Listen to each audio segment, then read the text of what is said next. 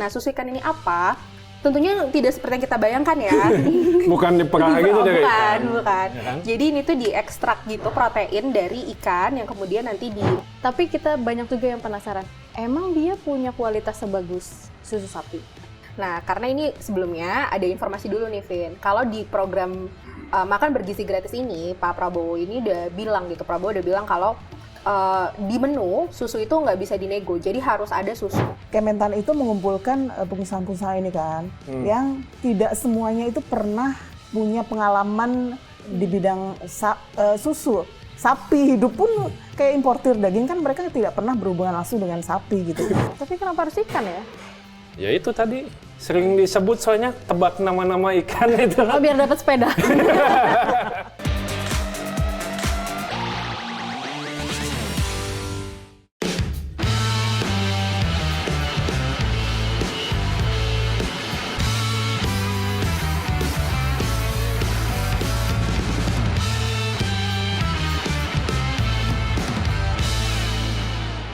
Halo semuanya, balik lagi di Jelasin Dong, bareng aku Vindri Florentin. Masih ingat aku? Gua Cesar Mamang yang biasa duduk sini. Jangan lupa untuk subscribe YouTube Tempo.co. Dan kalau misalnya teman-teman mau baca produk jurnalis Tempo, klik link di bawah ini. Dan jangan baca yang bajakan ya, karena di situ ada hak ciptanya. Itu di belakang BTW ada apa tuh? Ping-ping. Wih, lihat aja lu. Ini namanya susu ikan. Mau lihat dulu ya? Gue bawa ya. Mbak, boleh? Udah pernah minum belum lu? Belum pernah. Susu ikan tuh apa? Nah ini sebenarnya beda ya sama susu sapi ya. Itu kayak ekstrak proteinnya gitu. Vin, memang belakangan lagi beken banget nih. Katanya sih jadi alternatif lah buat program makan bergizi gratis. Ini yang nanti dikasih ke anak-anak SD, SMP, SMA itu berarti? Ya begitulah. Coba mau nyobain? Gue udah nyobain kemarin. Kok gue deg-degan ya mau nyobain? Dari baunya agak ini ya, agak serang gitu ya. Iya, agak amis. Tapi nggak terlalu. Ada bau-bau stroberi, minuman. Susu ikan, sama susu sapi. Susu sapi nggak ada bau kayak gini. Ya coba diminum. Coba minum ya.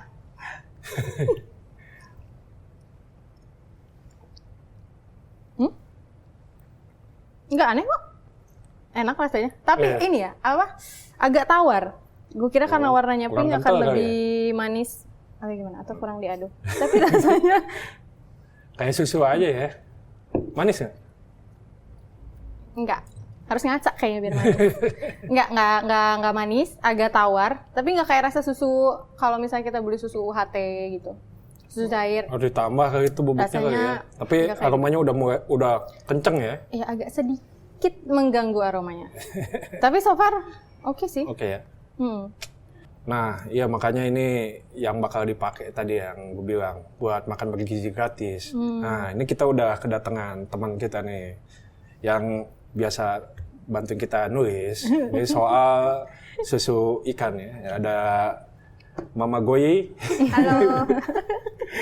Ada Mbak Retno. Halo. Selamat datang kembali Mbak Retno. Iya. Udah pernah datang kan? Ini pada mau nyobain susu juga nggak? Aku udah pernah. Gue udah silakan. Excited. Tolong Mang. Kita. Masa nulis nggak nyobain ya nggak, Mang? Ya, belum nyobain ya? Belum. Harus cobain. Kita mulai dengan Bismillahirrahmanirrahim. Coba. Oh iya bener, ada aroma amisnya, Mbak. Tapi ada amisnya, tapi rasanya enak kan? Rasanya enak. Aku nggak bisa bilang enak sih. Tuh minumnya sampai setengah ya tuh. Gimana reviewnya? Kalau di gue agak beda nih, amisnya berasa banget. Jadi kayak di gue sih mungkin ganggu ya. Jadi pas minumnya juga gak kuat banyak-banyak. Anakmu kira-kira suka nggak? Kalau dipastikan sih kayak kalau untuk anak-anak pasti nggak suka sih. Karena anakmu mungkin ya, anakmu ya. Oh iya benar. Mungkin di case anak aku nggak terlalu suka sih kayak dia. Karena aromanya terlalu kuat ya. Bahkan warna pink ini berharapnya stroberi tapi nggak nolong juga, nggak terlalu berasa juga. Iya. Ini aku kira ada rasa stroberinya tapi ternyata ada nggak sih Gue Under kemarin nyobain ekspektasi ada. stroberinya. Iya, mungkin persentasenya Kurang ya? Iya, kalah lah intinya kalau di case tadi gue nyobain kalah sama si Maksudnya aroma ikan tadi. aromanya kuat, tapi rasanya ternyata belum begitu pekat ya. Kalau kemarin gue nyobain emang bubuknya agak lebih banyak sih, jadi rasanya keluar, cuman aromanya ya emang lebih Rasa kuat. apa? Rasa ikan? Enggak dong, strawberry. Oh, rasa stroberi. Oke. Cukup reviewnya. Cukup ya. Kita Jadi, taruh terima kasih, di- Bang. Mau kita- minta tolong dijelasin di Mami Goi. Sebenarnya kenapa sih ada muncul susu ikan? Susu ikan tuh apa sih? Gitu diperahkan dari ikan kan nggak mungkin ya. Gimana merah? Jadi mungkin bisa dijelasin dong apa sih susu Oke. ikan sebenarnya? Oke. Jadi diskusi tentang susu ikan ini mendadak nih ramai kembali gitu ya. Ini mungkin kalau kita lihat itu baru sebulan yang terakhir ini ya ramai lagi diomongin. Itu awalnya kan dikaitkan dengan program makan bergizi gratis yang punya kebutuhan susu sapi gitu sebenarnya kebutuhannya untuk melengkapi makan bergizi gratis nantinya program itu. Nah, cuma terus kita di sini ada isu gitu ya tentang katanya produksi sapinya tidak bisa memenuhi sebanyak yang dibutuhkan gitu. Makanya terus muncul ada alternatif dibilangnya sih pengganti atau ya yang setara itu ya. Akhirnya muncullah namanya inovasi susu ikan ini. Ini keluar pertama kali dari KKP, Kementerian Kelautan dan Perikanan, yang kemudian bilang kalau mereka ini udah ada inovasi teknologi bahari gitu ya yang memproduksi susu ikan. Nah, susu ikan ini apa? Tentunya tidak seperti yang kita bayangkan ya. Bukan diperah gitu dari ikan. Bukan. Ya kan? Jadi ini tuh diekstrak gitu protein dari ikan yang kemudian nanti melalui suatu proses ya. Suatu proses kemudian nanti jadi susu gitu ya. Jadi diambil ekstrak proteinnya, kandungan-kandungannya seperti omega 3 gitu ya, DHA, pokoknya kandungan-kandungan ikan itu. Terus nanti dia ditambah emulsi sampai akhirnya jadi susu gitu. Susunya Susu awalnya bubuk bentuknya gitu ya? bubuk. Iya, nanti ada proses produksi yang dilalui sih gitu. Kemarin itu teman kita ya, Rehan ya, itu sempat datang ke pabriknya tuh. Ya, jadi Rehan cerita ke gua tuh kemarin. Dia diajak sama KKP untuk datang tuh. Pabriknya itu ternyata di pinggir jalan Pantura. Ini nih ada Di videonya Indramayu. ya, bisa dilihat videonya. Ya, jadi di pabrik itu dia memang sering karena dekat dengan laut ya, bahkan di depannya itu langsung laut tuh. Itu dia memasok bisa sekitar 90 ton ya gue ya. 90 ton ikan per bulan untuk diproduksi jadi 30 ton susu bubuk. Bukan susu bubuk Wah. mungkin ya? Bubuk protein. Skimnya, betul. Bubuk protein itu yang kemudian dibawa ke Bekasi. Di Bekasi itu di packing di situ sebelum akhirnya bisa dijual. Kita sendiri kan kemarin belinya dari Bekasi itu. Gitu Ini ya. kenapa tadi aku sempat bilang bukan susu mungkin karena kalau kita ngerujuk ke BPOM peraturannya Badan Pengawas Obat dan Makanan itu ada kan ya soal definisi sebenarnya Susu, pakan ya? ini apa. Nah, di susu itu disebutkan bahwa ini aku sambil nyontek ya. Katanya susu itu pengertiannya cairan dari ambing sapi, kerbau, kuda, kambing, domba dan hewan penghasil susu lainnya. Sementara ikan kan bukan penghasil susu. Jadi ada beberapa pihak yang bilang ini sebenarnya susu ikan itu Susu bukan analog susu ya? gitu. Susu dalam tanda kutip. Dan bentuk pakai Ya. tanda kutip susunya Ekstrak. gitu. Beberapa pakar itu nyebutnya susu analog sebenarnya. Susu analog. Dan sebenarnya teknologi ini, Goy, itu awalnya dari Balitbangnya, Badan Penelitian dan Pengembangannya KKP itu tahun 2017. Tapi dia belum jadi minuman tuh. Dia memang mengekstrak Proteinnya HPI ya. ini ya, hidrolisat protein ikan. Itu jadi bahan baku banyak makanan juga gitu, bisa dijadikan tambahan untuk kue dan segala macam.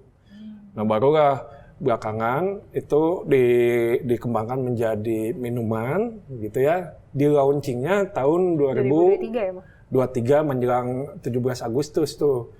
Kalau kita baca berita-berita tuh yang launching Kementerian Kelautan dan Perikanan sama Kementerian Koperasi dan ya UKM tuh. Ini siapa gue yang produksi susu ini yang tadi kita coba itu? Iya, jadi perusahaan ini setelah kita telusuri ya, Vin, ya lebih dalam, kalau dia ini mengklaim bahwa dia adalah perusahaan yang memproduksi susu ikan pertama di Indonesia. Nah, ketika kawan kita Rehan itu ya datang ke pabriknya, itu namanya disebutnya PT Berikan Bahari Indonesia. Nah, terus kita cek-cek lagi gitu ya di pemberitaan, kalau yang keluar namanya adalah PT Berikan Protein Indonesia. Nah, ya, PT Berikan Protein Indonesia. Ini kita ngecek sendiri beli akte perusahaan nggak sih? Nah, setelah itu kita coba lagi ngecek sendiri beli akta perusahaannya. Pertama, gue masukin 2 nama perusahaan itu dan ternyata nggak muncul di Ditjen AHU Kemenkumham. Terus akhirnya pakai nama PT Berikan Teknologi Indonesia, keyword itu muncul. Nah, setelah itu keluarlah informasi kalau ini benar dia berdiri di 2017. Cocok nih sama klaim dia ya yang bilang dia sudah ada dari 2017.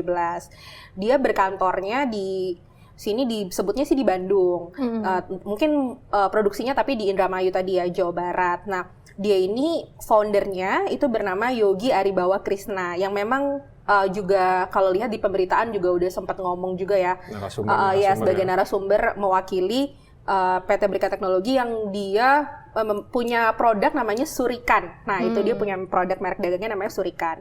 Nah, foundernya itu kemudian dia ini mengatakan kalau sudah mencoba, ini berarti prosesnya penelitian pengembangannya dari 2017 ya, sampai akhirnya di launching 2023, itu dia udah investasi cukup besar nih guys, itu dia bilang investasinya sampai 15 miliar rupiah. Nah ini tapi statusnya masih skalanya UMKM gitu. Jadi makanya tadi ya Mang ya, dia pas launchingnya ada Kemenkop UKM gitu, karena tadi skalanya masih UMKM, dan dia ini bekerja sama Koperasi Minabahari di Indramayu, jadi sama nelayan-nelayan untuk menyuplai ikan-ikan yang nanti bakal jadi bahan baku dari si produk susu ikan Surikan ini gitu. Sebelum kita melanjutkan soal susu ikan mungkin ya, ini kan kita mau refresh lagi ya soal program susu gratisnya kali ya. Ini kan memang program susu gratis itu mulai beken kan pas kampanyenya Prabowo ya, gitu. Makanya pas begitu ke sini makin mendekati pelantikan itu makin santer bahwa program makan bergizi dan susu gratis itu akan running gitu ya. Muncul inisiatif-inisiatif nih, makanya susu ikan muncul juga gitu kan. Di luar soal susu kan sebelumnya pilot project pun banyak yang mengklaim sudah ada pilot project ya. Ada di mana tuh? Di Sukabumi, Hambalang, terus juga politikus juga pada bikin. Memang ini menjelang ini semakin banyak ya yang pengen berpartisipasi nih gitu ya. Nah, tapi sebelum munculnya susu ikan, Mbak Retno pernah nulis sebenarnya. Bukan susu yang lain sih, bukan susu kuda liar atau susu kambing. Tapi inisiatif untuk memenuhi kebutuhan susu untuk susu gratis itu dari mana sih? Kalau nggak salah ini ya Mbak ya, pernah ada pengusaha diminta untuk mengimpor sapi ya, gimana tuh Mbak? Ada pengusaha daging sebenarnya, importir daging gitu, yang diminta untuk mendatangkan juga sapi perah ya, sapi perah. Tapi sebenarnya kita punya sentra-sentra susu, sapi susu gitu ya, sapi perah gitu ya. Di Jawa Timur ada kan terkenal tuh di Batu, Malang, di Lembang juga ada, itu terkenal juga sebagai penghasil susu sapi gitu. Tapi ternyata produksinya itu jauh di bawah kebutuhan gitu. Jadi kebutuhan kita tuh normalnya tanpa ada program itu 4,6 juta reguler, 4,6 juta ton itu reguler tanpa ada per tahun, tanpa ada program. Nah kalau ditambah program itu jadi programnya 4,1 juta kebutuhannya. Programnya Prabowo program ini ya? Susu gratis itu, sehingga totalnya kan 8,7 juta. 7,8 juta. 8,7 juta. 8,7 juta betul. 8,7 juta ya. Nah, itu. Masalahnya produksi kita tuh nggak nyampe 1 juta ton cuman gitu setahun. 800-an ribu ton ya? Ya 800 lebih lah, 0,9 lah anggap aja. Data BPS. Ya betul. Jadi kurangnya banyak banget dalam kondisi normal aja tanpa ada program minum susu gratis aja kita tuh defisit gitu. Jadi mau nggak mau memang perlu ada inisiatif untuk menutup ini gimana gitu. Maka ramailah bursa untuk mengisi susu gratis itu. Ada ikan, susu ikan. Padahal pilihannya kan banyak ya. Ada susu domba, kambing lah, susu kerbau, susu kuda liar. Ya gitu. Nah makanya salah satu yang berinisiatif itu Kementerian Pertanian mengumpulkan pengusaha-pengusaha, ada importir daging, importir sapi bakalan, ada importir sapi potong, itu diminta untuk berpartisipasi mendatangkan sapi susu, sapi perah gitu dari luar negeri gitu. Itu kalau kurangnya 8,7 juta ton setara berapa sapi berarti? Kebutuhannya 87 juta ton kebutuhannya. 8,7. 8,7 juta ton. Kurang susu juga nih. Aduh, kepleset. Jadi 8,7 juta ton itu total kebutuhan. Dengan produksi kita yang cuma 0,9 berarti kan defisitnya banyak, 7,8an lah, sekitar 7,8 juta ton. Nah itu yang harus dipenuhi dari salah satunya impor tadi. Pilihannya mau impor susu skim yang udah instan atau mau impor sapi hidup gitu. Itu setara berapa banyak sapi berarti? Setara 2 jutaan ekor sapi. Berarti kita kalau mau impor untuk penuhi kebutuhan nasional nanti tahun depan 2 jutaan nih impornya? 2 juta itu nggak mungkin datangkan langsung, mau ditaruh di mana gitu kan. Itu udah jadi banyak pembicaraan lah. Kalau 2 juta, kebutuhan 2 juta itu langsung didatengin semua, mau ditaruh di mana, kebutuhan pakannya seperti apa, itu problem sendiri gitu. Sehingga perlu datangkan secara bertahap gitu.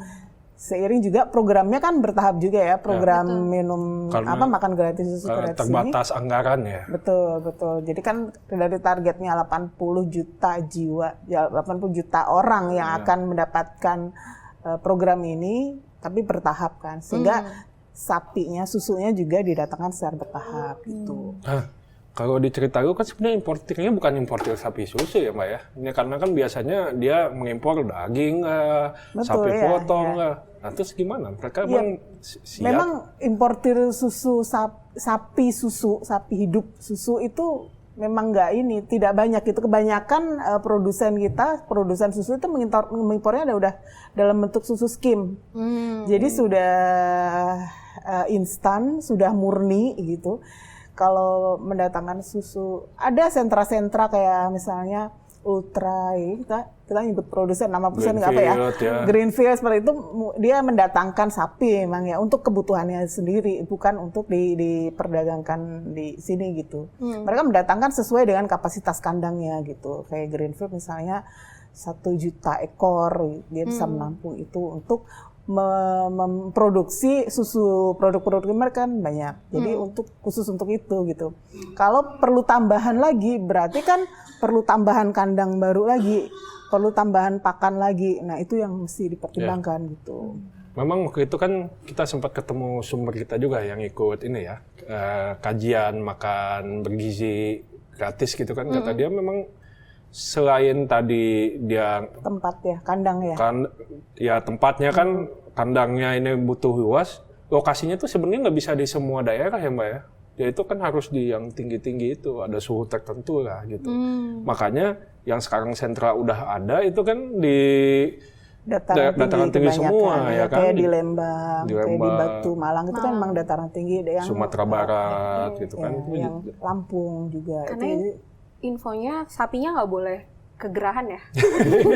Iya, karena katanya kalau sapinya tidak sesuai suhunya itu dia bisa mempengaruhi hasil produksinya gitu. Kurang chill gitu ya.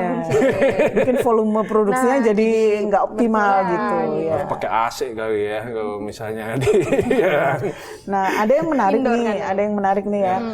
Jadi Kementan itu mengumpulkan pengusaha-pengusaha ini kan, yang tidak semuanya itu pernah punya pengalaman di bidang susu. Sapi hidup pun kayak importir daging kan mereka tidak pernah berhubungan langsung dengan sapi gitu. Nggak pernah memelihara, budidaya dan segala macam gitu. Ya mungkin ada importir yang sapi bakalan, sapi potong, mereka punya pengalaman untuk membudidayakan, untuk membesarkan gitu ya sapi gitu. Tapi ada yang sama sekali belum pernah gitu, tapi diminta juga komitmen untuk mengimpor sapi gitu. Nah ini yang akhirnya jadi pro kontra lah di kalangan industri gitu. Di satu sisi ada kebutuhan yang tinggi gitu, di sisi yang lain tidak semua punya kompetensi untuk budidaya sapi gitu. Betul. Emang kapan ini Kementan ya, Kementerian Pertanian ngumpulin pengusaha-pengusaha ini? Udah sejak penetapan hasil Pilpres. Udah inisiatif tinggi ya. Sekitar Maret ya, April. Sekitar ya. itu sudah proaktif lah untuk mengumpulkan pengusaha, menginisiasi untuk meminta komitmen dan segala macam seperti itu. Terakhir itu kan kalau di tulisannya teman-teman di harian ya, ini kan ada data bahwa di 2025 ini Kementan dapat anggaran belanja tambahan itu ya 2,1 triliun untuk menambah kapasitas sapi perah dan sapi potong di Indonesia gitu. Betul. Ya. Dan memang targetnya katanya sampai 5 tahun ke depan itu dari 2025 itu dia pengennya mendatangkan sekitar 1 juta itu ya. Cocok lah sama ya. Targetnya sampai Desember itu harus sudah masuk 1 juta. Oh, bukan 5 tahun itu, Mbak? Target itu untuk 2 juta tadi, kebutuhan 2 juta. Nah, Desember ini diharapkan tuh 1 juta udah masuk ke Indonesia gitu. Walaupun itu juga masih bingung ditaruhnya di mana gitu. Jadi pengusaha itu diminta untuk mendatangkan, tapi masih mikir juga tempatnya gitu, kandangnya mau ditaruh di mana, ekspansi makanannya, pakan ternaknya gitu. Jadi yang terakhir kita dapat informasi dari Kementerian Perdagangan sebagai otoritas yang mengeluarkan izin impor ya, bahwa sudah terbit izin untuk mendatangkan sapi susu, sapi perah itu 3.000 ekor untuk Jawa Timur, 3.000 Lampung, dan 1.000 ekor lagi dari Jawa Barat. Jawa Barat ini belum ada informasi apakah itu Lembang, tapi kemungkinan besar Lembang ya gitu.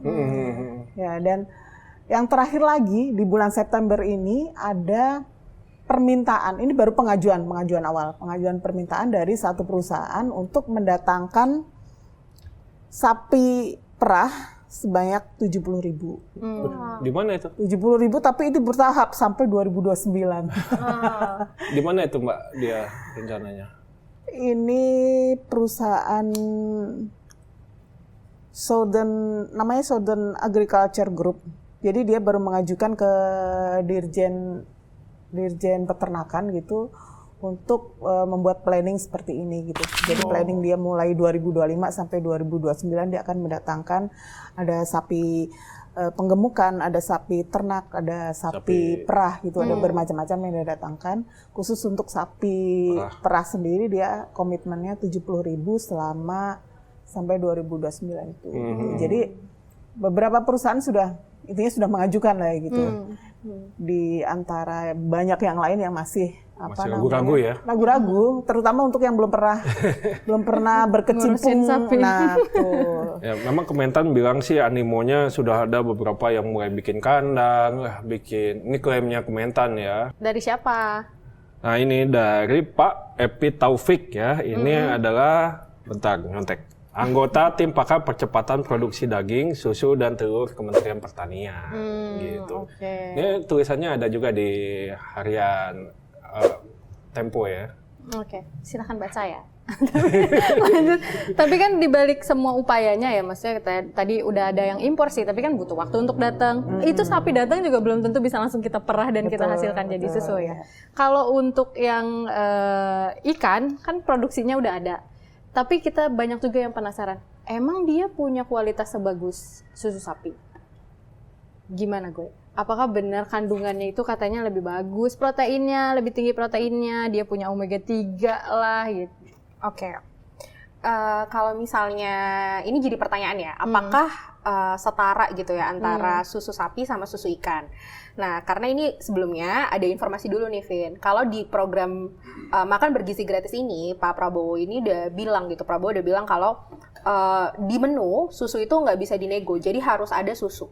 Nah, inilah makanya mungkin kenapa kita lihat di sini upayanya jor-joran banget ya dari berbagai kubu, dari berbagai pihak gitu ya, berusaha untuk memenuhi kebutuhan susu gitu, sampai akhirnya ada upaya alternatif termasuk susu ikan ini. Nah, kalau ditanya setara atau tidak, bisa dibilang kandungannya berbeda, Vin. Jadi perlu dirunut dari definisi ya. Ketika bicara susu sapi itu kan tadi yang Mbak Retno bilang benar-benar diperah dari sapinya, jadi ya natural gitu ya, alamiah aja. Kalau misalnya susu ikan ini tadi yang seperti gue bilang di awal gitu, kalau dia udah melewati banyak proses atau kita bisa nyebutnya ultra processed food gitu. Jadi dia mengalami banyak proses untuk sampai akhirnya jadi si susu bukan susu bubuk, bubuk protein ya, bubuk protein itu untuk kemudian nanti baru dicampur air lagi untuk sampai jadi susu yang disebut susu ikan itu. Nah, jadi tentu di sini ada dua hal yang berbeda tadi ya. Dan dari kandungannya sendiri kalau misalnya ikan itu mungkin kita juga udah banyak dengar ya, dari kecil juga udah sering tahu kalau makan ikan itu kayak omega 3, DHA gitu. Nah, ini mungkin perbedaannya. Kalau misalnya yang dipunya sama susu sapi tapi tidak bisa diberikan sama si susu ikan ini, itu salah satunya adalah kalsium. Nah, kan kandungan kalau susu sapi itu kalsium ya, buat tulang, kesehatan tulang. Yang anak-anak juga makanya kenapa harus atau punya preferensi gitu ya, baiknya diberikan susu karena untuk pertumbuhan gitu ya, tulang semua segala macam. Nah, ini yang belum bisa digantikan nih sama si kandungan dari si ikan tadi, susu ikan itu gitu. Kemudian satu lagi tuh B12. Jadi kalau dibilang setara atau tidak kandungannya, jawabannya tidak ya gitu. Karena tadi ada yang padahal esensial nih di susu sapi tadi kalsium itu, tapi tidak bisa diberikan sama si susu ikan ini. Plus tadi dia merupakan makanan ultra processed food gitu. Bicara soal ultra processed food, beberapa pihak juga ngomong kayaknya ini nggak aman untuk dikasih ke anak. Apa sih efeknya kalau kita ngasih anak-anak nanti ya SD, SMP, SMA nanti target-targetnya makan bergizi gratis, dikasih susu-susu, bukan susu ya, dikasih makanan ultra processed food itu tadi. Oke. Iya, jadi ini juga kalau misalnya ngikutin ya, Vin ya, ini juga banyak perdebatan gitu. Apalagi ini juga yang berbicara, yang speak up itu kebanyakan dari kawan-kawan kedokteran gitu. Mereka menyayangkan ide ini gitu, karena lagi-lagi kenapa sih yang dikedepankan itu ultra processed food gitu, makanan yang udah berproses gitu ya, bukan makanan yang natural aja gitu kayak seperti susu atau ikannya langsung gitu ya. Mereka lebih prefer seperti itu karena tadi ada risiko-risiko kesehatan gitu ketika makanan ini dikonsumsi apalagi secara berkepanjangan. Nah, ini mungkin karena tadi ya melewati proses-proses pengolahan gitu ya yang panjang, jadinya juga ada risiko. Contohnya, oh ya ini juga mungkin berkaitan sama tadi ya susu ikan yang kita cobain itu kan udah berperasa dan berperisa ya. Nah, ini juga nambah lagi nih gitu yang memicu kayak kekhawatiran gitu, karena kan tadi berarti ada tambahan perasa, pemanis gitu ya. Nah, ini yang memicu kekhawatiran satu itu bisa efek sampingnya memicu risiko karsinogenik atau kanker, terus kemudian diabetes juga kalau misalnya berlebihan ya konsumsinya. Ya intinya ini apalagi untuk anak-anak ya, yang mungkin daya tahan atau kekebalan tubuhnya juga masih belum seperti orang dewasa gitu. Jadi harusnya makanan yang masuk itu lebih selektif dan diupayakan ya tadi gitu, yang bukan ultra processed food gitu. Kalau mau ikan ya mereka bilang ikan goreng gitu ya, ikan bakar gitu, bukan susu ikan gitu. Ya, aromanya kuat banget ini, sampai sekarang tuh gue masih kecium aja nih di sini. Itu dia makanya. Tapi kan Prabowo sudah bertitah pengen harus ada susu. Balik lagi, tapi kalau misalnya kita ngandelin susu ikan mungkin nggak bisa sepenuhnya kita andalkan ya, proses tadi produksinya juga masih kecil. Tapi kalau susu sapi bisa kita andalkan dari mana Mbak susunya nanti susunya sapi perahnya nanti didatengin dari mana itu? Nah, kemarin ada izin-izin 10 ribuan itu. Ada beberapa opsi sebenarnya untuk mendatangkan sapinya sendiri ya. Ini agak nyontek dikit nih, karena banyak. Jadi sebenarnya kalau dagingnya sapi kita biasa mendatangkan dari Australia dan New Zealand. Iya. Sekarang sudah dikembangkan untuk mendatangkan dari Brasil, dari Amerika gitu.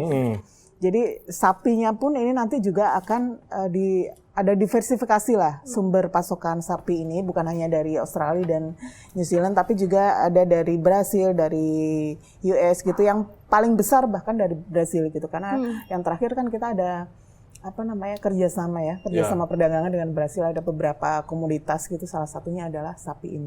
Yang paling besar itu Brasil 1,5 juta ekor, paling besar ya. Australia yang biasa kita mendatangkan sapi bakalan, daging sapi itu kita proyeksinya cuma 100.000. Itu 100.000 ekor. Sapi potong dan sapi ini susu. Itu khusus sapi perah, ya. Sapi perah ya. Iya betul. Kemudian ada Selandia Baru itu proyeksinya cuma 50.000. Dari US 500.000 ekor ini proyeksinya, sehingga totalnya ada 2 juta ekor gitu. Oke, balik lagi ke susu ikan ya, karena kita kan topiknya susu ikan ya. Nah ini kira-kira soal keamanannya kan tadi lu memang bilang ada risiko-risiko ya gue ya. Ini cuma kan dari medis ya, maksudnya kalau ada yang alergi dan segala macam. Tapi kalau dari izin BPOM nggak, karena kita kan acuannya kalau sudah ada izin dari BPOM ya mudah-mudahan lebih aman gitu ya. Nah ini gimana nih temuan kita? Oke, jadi kalau misalnya untuk brand Surikan ini sendiri ya, dia ini sebagai informasi udah beredar di pasaran ya, bisa dibeli di pasaran, di e-commerce juga udah bisa ditemukan gitu. Ini kalau dilihat dia itu punyanya izin PIRT. Apa tuh? PIRT ini izin pangan industri rumah tangga. Ini biasanya izin yang diberikannya untuk usaha masih skala UMKM ya, skala kecil menengah. Nah, ketika dikonfirmasi ini kami juga udah nanya sih gitu sama pihak BPOM dan maupun ke Surikan sendiri ya. Kalau dari BPOM katakan ini ya, kita mengutip dari Koordinator Humas BPOM Eka Rosmalasari menyebut kalau susu ikan merek Surikan ini memang belum mendapatkan izin dan izin edar dari BPOM gitu. Cuman kalau misalnya di klarifikasi ke pihak Surikan gitu ya, mereka terakhir bilang kalau mereka sedang proses mengajukan izin, dan seperti kita tahu ya kalau izin BPOM ini tuh bukan durasinya tuh nggak sebentar gitu ya untuk proses untuk bisa mendapatkan ini. Ini disebutnya IPCPPOB. Itu yang sekarang lagi berproses ya. Iya. Setelah IPCPPOB itu baru dia bisa registrasi ya, mengajukan registrasi untuk agar produknya itu terdaftar di BPOM ya. Iya, dan ini yang membedakan adalah kalau misalnya sekarang udah beredar ya, itu tanggung jawab pengawasannya itu bukan di bawah BPOM, tapi di bawah yang mengeluarkan si izin PIRT ini, yang mana itu dikeluarkan oleh dinas kesehatan terkait di wilayah tersebut gitu. Nah, nanti kalau misalnya udah jadi BPOM, baru tuh BPOM bisa mengawasi dan bertanggung jawab gitu ya kalau misalnya ada apa-apa nih. Nah, itu sih mungkin perlu di notes juga ya gitu, dikasih catatan ya kalau misalnya tadi gitu status izinnya, keamanannya tuh dari sisi izin tuh baru PIRT. Nah, ini juga boleh ditambahkan ya, biasanya nomor PIRT ini tuh untuk makanan-makanan atau yang punya daya tahan atau keawetan di bawah 7 hari. Nah, makanya biasanya ini dipakainya tuh untuk produksi kayak rumahan ya, kayak bakery gitu-gitu kan, kue-kue yang kita tahu dijual makanan-makanan yang seperti itu. Nah, ini makanya masih harus dikejar lagi nih gitu untuk izin-izinnya, karena kan dia targetnya ingin produksinya tambah lebih besar lagi gitu kan. Nah, dan PIRT ini berlakunya selama 5 tahun. Jadi kalau misalnya habis harus diperpanjang. Nah, inilah tadi kalau dikonfirmasi sih mereka sedang proses ya bilangnya untuk BPOM-nya. KKP sendiri info yang kita dapat ya, mau bikin pabrik juga di Pekalongan, tapi kapasitasnya lebih kecil mungkinnya dari yang di Indramayu. Itu berapa? 2 ton per bulan. Kalau ini kan 2 ton per hari. 2 ton ikan bukan, apa 2 ton skimnya? Skimnya per bulan gitu. Itu pengen punya sendiri lah. Kalau sekarang kan perusahaan swasta ya, ini pengen punya sendiri. Makanya katanya mau bikin gitu. Udah ada anggarannya juga. Berapa? Ya di catatan gua ini 8 miliar lah untuk pabrik itu ya. Karena ya dibikin di Pekalongan karena ya supply-nya banyak lah gitu di situ. Tapi biasanya kalau kapasitas kecil kan nilai ekonominya nggak mendukung biasanya. Kalau di Surikan, betul. Kalau di Surikan dengan produksi 30 jutaan, betul ya 30 ton. 30 ton per bulan dia jual satu box itu berapa? Oke, jadi ini kita mengacu sama harga mereka yang mereka pasang di e-commerce gitu ya. Untuk ketika sudah jadi bubuk tadi, itu per 350 gram mereka jual per kotaknya itu ada 2 rasa. Kalau nggak salah itu coklat sama strawberry. Kita coba berarti tadi strawberry. Ada vanilla juga katanya. Oh, ada vanilla. Iya. Makin nggak tahu kalau putih rasanya gimana ya. Pokoknya itu harganya 125.000 per 350 gram. Nah, kalau misalnya kita mau bandinginnya sama susu sapi yang bubuk ya, yang susu bocah ya, gitu susu yang umum standar dikonsumsi masyarakat ya, yang biasa dikonsumsi anak-anak. Ya, untuk susu standar aja nih, bukan susu yang high gitu ya. Itu untuk 400 gram itu kisarannya 80.000. Jadi masih jauh lebih murah susu sapi kalau misalnya dibandingkan nilai keekonomisannya ya. Padahal bahan-bahannya nih sebenarnya ikan murah ya.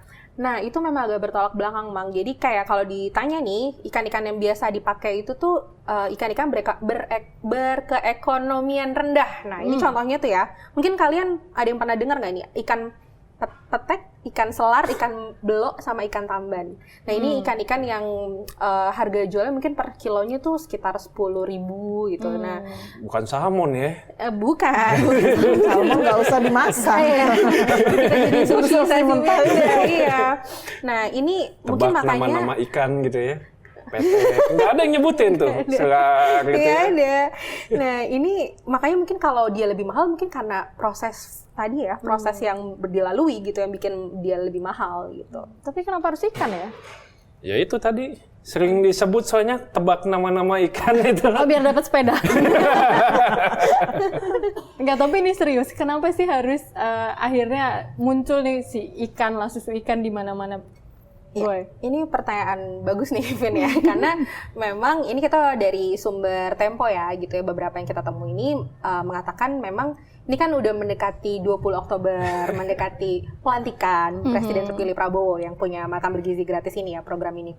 Ini jadi mulai banyak nih yang ingin berpartisipasi, ingin tampil gitu ya, makanya kalau dicek juga gaungnya susu ikan ini tuh kayak serentak gitu ya di publik gitu ya. Jadi memang ada kesan memang sumber kami ini mengatakan kalau ini tuh diamplifikasi gitu. Jadi memang dibuat supaya banyak pemberitaan soal ini gitu ya, banyak ditanyakan gitu soal ini dan sehingga nanti publik juga jadi aware terus jadi berharapnya sih normally approve gitu ya, secara natural diterima sama publik gitu dengan sosialisasi. Maksudnya diterima jadi menteri gitu.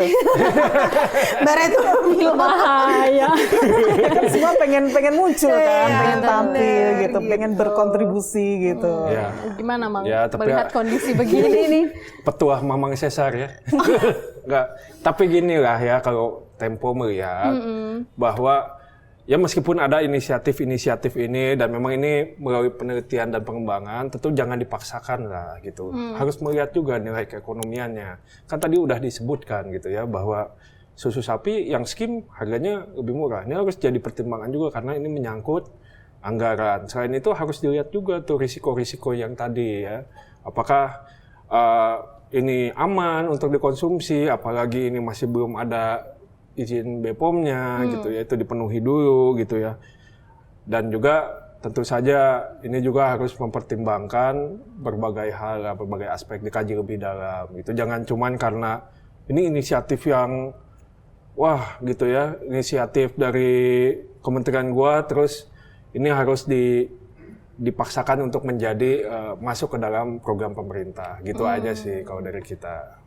Mungkin bisa jadi ini ya, bukan yang utama, tapi bisa menjadi substitusi komplementer. Mungkin ya, ada anak yang nggak suka susu sapi gitu. Atau mungkin dia intoleran. Atau dia, betul. Pada kasus tertentu gitu ya, itu bisa menjadi. Atau apa, ini bisa menjadi alternatif gitu. Tapi jangan menjadi pilihan utama ya Pak ya. Bukan pilihan utama karena tidak ekonomis tadi gitu.